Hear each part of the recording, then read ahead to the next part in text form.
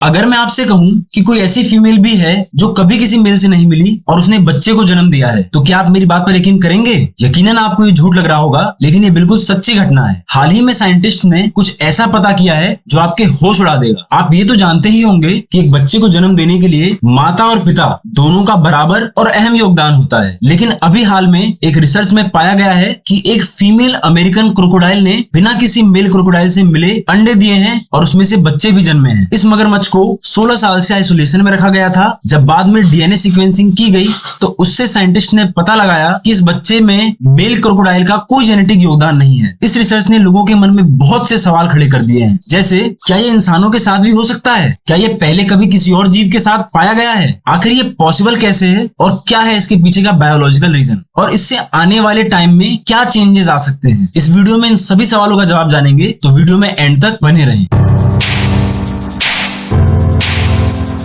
अब ये थ्योरेटिकली तो इंसानों में भी पॉसिबल है, पर अभी तक इसका कोई वेल्ड एविडेंस नहीं मिला है। पर हो सकता है आने वाले टाइम में हमें ऐसा कुछ देखने को जरूर मिले। बीते समय में कुछ महिलाओं ने उनके साथ वर्जिन बर्थ होने का दावा किया। उनका कहना था कि वो कभी किसी पुरुष के संपर्क में नहीं आई, फिर भी वो प्रेग्नेंट हो गई। पर जब डॉक्टर्स ने उनका वर्जिनिटी टेस्ट किया तो क्या सामने आया ये किसी को नहीं पता, क्योंकि इन टेस्ट की रिपोर्ट पब्लिक नहीं की जाती है। बायोलॉजी लेटर जर्नल द्वारा पब्लिश किए गए एक पेपर में रिसर्चर्स ने बताया कि ये पहली घटना है जो क्रोकोडाइल्स में पाई गई है। 18 साल की फीमेल क्रोकोडाइल जिसे एक जू में 2002 में लाया गया था और इसे लाइफ टाइम अकेला रखा गया। इसके बाद भी इस क्रोकोडाइल ने 14 अंडे दिए, जिसमें से 7 अंडे फर्टाइल निकले। इन फर्टाइल अंडों को सेने का काम आर्टिफिशियली किया गया, वो भी पूरे 3 महीनों तक। इसके बाद भी उनमें से कोई बच्चा नहीं निकला। फिर उन्हें खोला गया और पाया गया कि उन अंडों में से एक अंडा पूरी तरह डेवलप हो चुका था, पर जो बच्चा था वो मरा हुआ था। बाद में डीएनए सीक्वेंसिंग और कई रिसर्चर्स से पता लगाया गया कि इस बच्चे में फीमेल क्रोकोडाइल के ही सारे कैरेक्टर्स थे, जिससे पता चलता है कि इस बच्चे का जन्म बिना किसी मेल क्रोकोडाइल के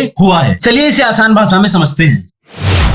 आप ये तो जानते ही होंगे कि बच्चों को जन्म देने की प्रोसेस को रिप्रोडक्शन कहते हैं। असल में रिप्रोडक्शन 2 तरह का होता है। एक होता है एसेक्सुअल रिप्रोडक्शन, दूसरा होता है सेक्सुअल रिप्रोडक्शन। एसेक्सुअल रिप्रोडक्शन जिसमें केवल एक ही पेरेंट इन्वॉल्व होता है और जो इंडिविजुअल जन्म लेता है उसमें सारे कैरेक्टर्स उस एक पेरेंट के ही होते हैं। ये मेनली होता है बैक्टीरिया में और ईस्ट में। दूसरा रिप्रोडक्शन होता है सेक्सुअल रिप्रोडक्शन, जिसमें मेल और फीमेल गामेट दोनों फ्यूज होते हैं, जिसे फर्टिलाइजेशन भी कहा जाता है, और एक नया इंडिविजुअल जन्म लेता है जिसमें कैरेक्टर्स जो होते हैं वो दोनों पेरेंट्स के होते हैं। ज्यादातर एनिमल्स और इंसानों में सेक्सुअल रिप्रोडक्शन ही होता है। क्रोकोडाइल्स में भी सेक्सुअल रिप्रोडक्शन ही होता है, बट कुछ केसेस में क्रोकोडाइल्स एसेक्सुअल रिप्रोडक्शन भी कर सकते हैं। उन्हें दूसरे गैमेट की जरूरत नहीं होती है इस प्रोसेस के दौरान, और इसी प्रोसेस को कहा जाता है पार्थियोजेनेसिस या फिर वर्जिन बर्थ भी कहा जाता है। यही कारण था कि फीमेल क्रोकोडाइल ने बिना मेल क्रोकोडाइल के बच्चों को जन्म दिया। ये कोई नई घटना नहीं है, इससे पहले भी ये बर्ड्स में, लिजर्ड्स में, स्नेक्स में और कुछ तरह की फिशेज में पाया गया है, पर क्रोकोडाइल्स में ये पहली बार पाया गया है। इस रिसर्च से